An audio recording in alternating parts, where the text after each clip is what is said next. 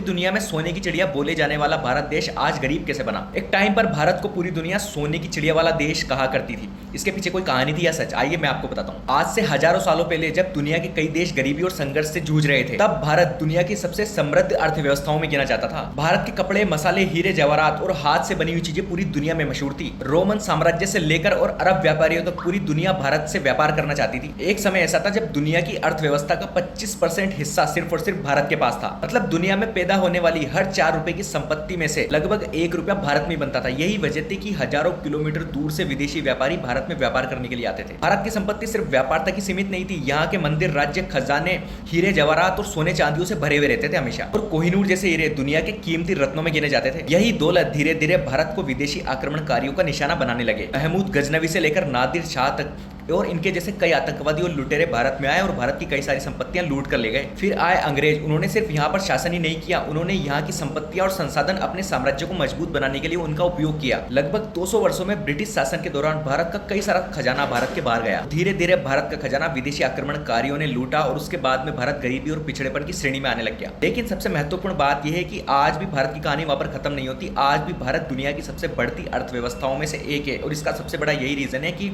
इस दुनिया के कई देश भारत की अर्थव्यवस्थाओं पर नजर बनाए बैठे हैं। आपको क्या लगता है? आप कमेंट में राय दीजिए अपनी, क्या भारत फिर से सोने की चिड़िया बन सकता है?